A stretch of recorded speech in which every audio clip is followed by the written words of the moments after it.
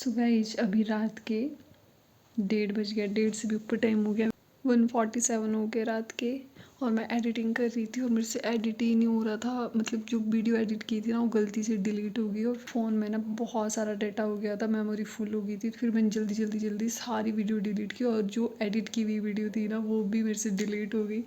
फिर अभी एडिट कर रही थी। सुबह लाइब्रेरी भी जाना है। मेरे को भूख इतनी लग रही है, अब मैं ढूंढ रही कि कुछ खाने को मिल जाए। अभी देखते कुछ होगा अगर रूम पे पड़ा हुआ।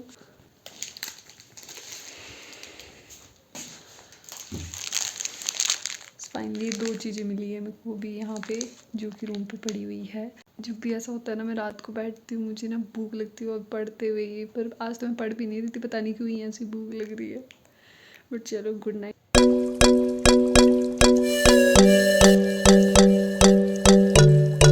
हे guys, good morning, welcome back to my YouTube channel. I hope you all are doing great और स्टडी तो आपकी बहुत ज़्यादा अच्छी चल रही होगी। तो आज के ब्लॉग की शुरुआत एज़ यूजुअल नहीं हो रही है सुबह 5 या 6 बजे से। आज मैं उठी हूँ पूरे 9 बजे और वो भी मुझे उठना नहीं था, मुझे इतनी नींद आ रही थी, पर मेरा भाई मुझे बार बार कॉल कर रहा था और मैं जल्दी से उठ ही गई कि अब तो ये जाके घर में शिकायत कर देगा कि अभी तक सो रही है। तो मैं सबसे पहले उठती हूँ, हाथ मुँह धोती हूँ, थोड़ा फ्रेश हो जाती हूँ और उसके बाद उसकी कॉल उठाती हूँ ताकि उसे पता ना चले कि मैं सो रही हूँ। बट उसे फिर भी पता चल जाता है। क्या ऐसा आप लोगों के साथ होता है? कभी आपके घर से कॉल आई होती है और आप रूम पे सो रहे हो तो फिर अपने आप को आप इतना फ्रेश कर लेते हो और इस तरह से प्रिटेंड करते हो कि आप बिल्कुल फ्रेश हो और अभी सो के नहीं उठे हो। लेकिन मेरे घर वाले मुझे हमेशा पकड़ लेता है जब भी मैं लेट सो के उठती हूँ, क्योंकि गाँव में हमेशा ऐसा होता है कि हम सब जल्दी उठते हैं और 7 बजे आपके लिए लास्ट वार्निंग है। उसके बाद तो बिल्कुल भी अलाउ नहीं है कि आप सोए रहो।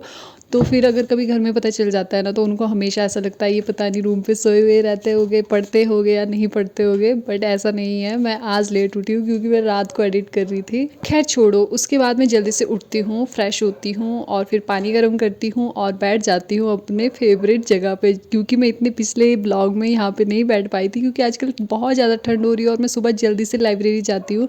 तो फिर आज मुझे लगा कि बस मैं यहाँ पे बैठती हूँ, थोड़ी सी मेडिटेशन करती हूँ, क्योंकि बहुत दिन हो गए मैंने मेडिटेशन नहीं की थी। और मेडिटेशन करके मैं इतना ज़्यादा फ्रेश फील करती हूँ, मुझे बहुत अच्छा लगता है, क्योंकि मुझे लगता है मेडिटेशन के थ्रू मैं बिल्कुल कनेक्ट हो पाती हूँ अपनी सोल से। और मैं मेडिटेशन को एज अ ग्रेटिट्यूड देखती हूँ, क्योंकि हमेशा मेरे मदर कहते हैं कि हमेशा आपको भगवान के प्रति थैंकफुल होना चाहिए, क्योंकि बहुत सारे बच्चे ऐसे हैं जिनको इतना मौका नहीं मिला है जितना कि आपको मिला है अपने सपनों को पूरा करने के लिए। मेरी माँ ज़्यादा पढ़ी लिखी तो नहीं है, लेकिन बातें बहुत बड़ी बड़ी करती है। जैसे वो बोलती है कि कभी भी आप लाइफ में डिमोटिवेट हो तो ज़्यादा दूर मत जाना, सिर्फ अपने गाँव में ही देख लेना कि बहुत सारे बच्चे ऐसे हैं जो आपसे ज़्यादा इंटेलिजेंट है या उनमें कैपेबिलिटी आपसे ज़्यादा है कुछ करने की, पर उनको अपॉर्चुनिटी नहीं मिल पाती है जो आपको मिल रही है।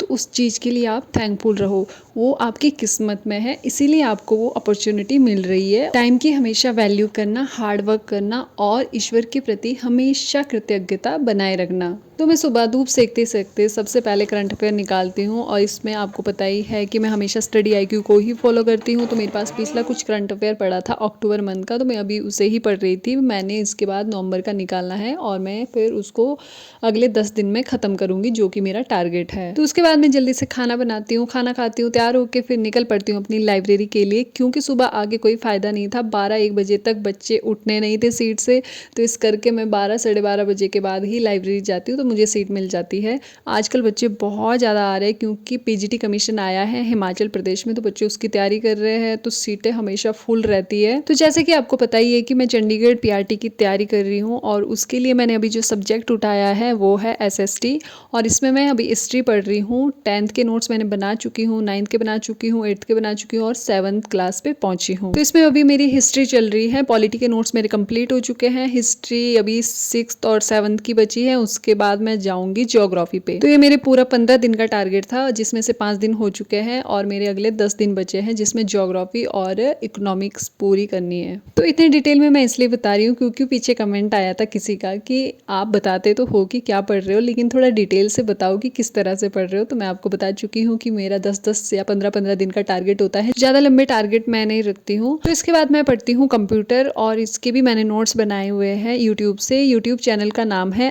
RBE revolution bye education, Radhika ma'am.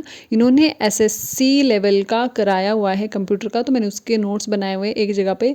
एक बुक भी है मेरे पास, तो मैंने वहाँ से भी थोड़ा बहुत नोट्स बनाए, पर ज़्यादा नोट्स मेरे इसी चैनल से है, आप वहाँ पे जाके विजिट कर सकते हो।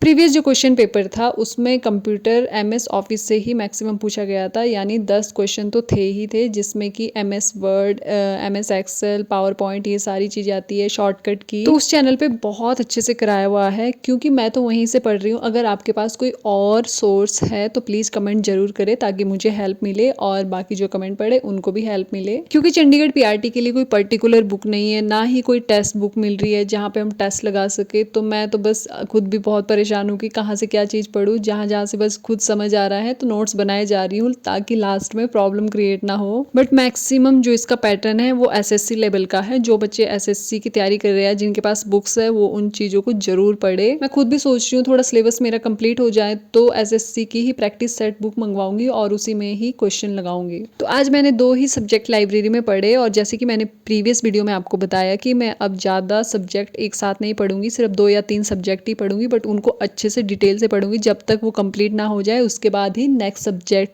पे स्विच करूंगी।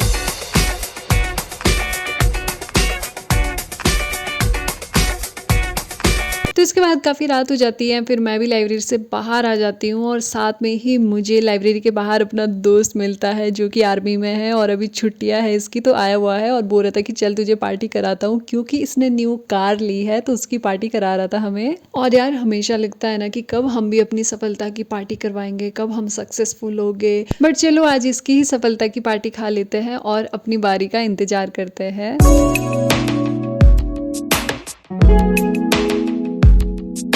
उसके बाद हमारा ऑर्डर आ जाता है और हम इंजॉय करते हैं सैंडविच और पिज़्ज़ा। और मेरे पापा जब भी मेरे ब्लॉग देखते हैं और मैं कुछ ऐसी चीज़ें खाती हूँ तो हमेशा बोलते हैं तू हमेशा वही चीज़ें खाती होगी। उन्हें लगता है मैं डेली ये सारी चीज़ें खाती रहती हूँ, पर ये चीज़ें कभी कभार ही मुझे मिलती है। सो गाइज आज के लिए बस इतना ही। अगर वीडियो अच्छी लगी है लाइक शेयर और सब्सक्राइब जरूर कीजिए। मुझे इस चीज़ से बहुत मोटिवेशन मिलता है जब आपके कमेंट आते हैं, आपके लाइक होते हैं।